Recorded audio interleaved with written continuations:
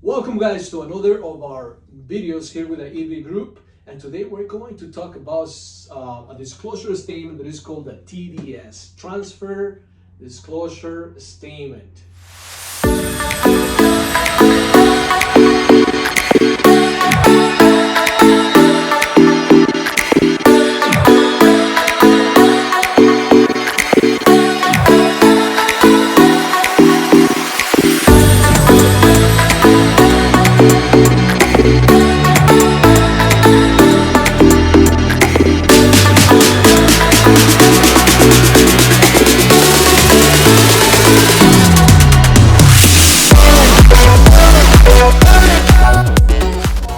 Sellers have to fill out. We don't, but they do. The seller, right? Just kidding. The sellers, not the sellers' Not us. agents. Not us, not Or them, buyers. just sellers. Anyways, so the TDS is the paperwork that describes property. So if it has sprinklers, a pool, alarms, satellite, the satellite dish. So as much information that they know about the property, what it has, the accessories and all that. So we know. That's right. So the TDS is just a transfer disclosure from the seller to the buyer, and it's required by the state. It's the law for anytime you buy or sell property, you need to provide that to the buyer. Right? Yeah. TDS is basically a statement, right, from the seller saying what the property has, what is the condition of the property, and if there is anything affecting the property, like easements, encroachments, or anything else, chemicals, different type of substances that are contaminating the property as well. Basically what the seller knows about it, right? Yeah. What's usually on there is like unpermitted additions. If they know they did any additions or modifications to their property, they should disclose it to let the buyers know that it's unpermitted, or they know the condition and what they're purchasing. Right. And it's important that the sellers, I was emphasizing with Bianca, right, just being funny, but it's important that the sellers fill this form, this statement out, right, so it comes directly from the seller. We as real estate people or agents, we cannot do it for them because we don't know the property, right? We are not familiar with it, but we can definitely guide you as a home seller, while filling it out, right? There is one thing that is it in the TDS. If one question, I believe, where they ask if a person has died in the last 3 years, Yes. right? That's one of the questions, that we have to let the buyers know as a home seller if anyone has died in the property in the last 3 years. Right.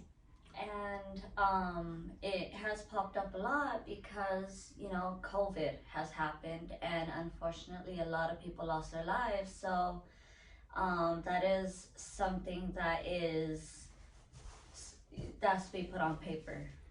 Yeah, just as close to the buyers, right? And for you as a home buyer, I think it's important to hear from the seller and understand what the seller knows about the property. And sometimes when they say yes to one of those questions, like for instance, is this property located in a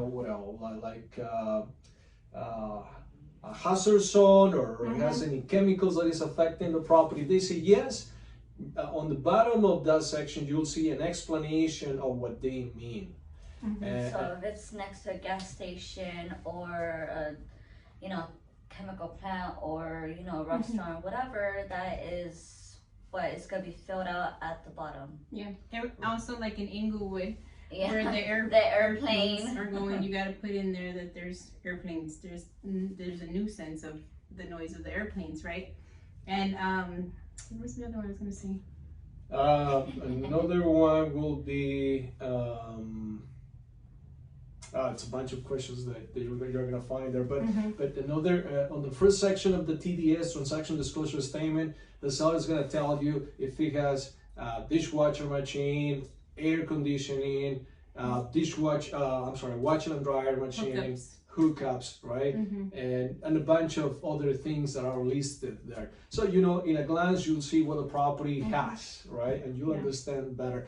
Another thing that I wanted to let you know, if the seller, for any reason they don't know the answer to that question in that form, they'll do IDK, I don't know, right? And it's very fair, you know, sometimes you live in a property for many years, and since you don't have knowledge about construction, you don't know what it has or that condition of whatever is listed there in that questionnaire. Now, if you have questions about any little thing that you're like, oh, well, I don't know, what about this addition? We did it, and I don't know if I should disclose that or not. If there's always anything that you don't know, when you're in doubt, always just disclose it. You're better off disclosing it rather than later on the buyer finds out you're liable of getting sued because you never disclosed it and you knew about it. So it's better to just disclose always. Definitely.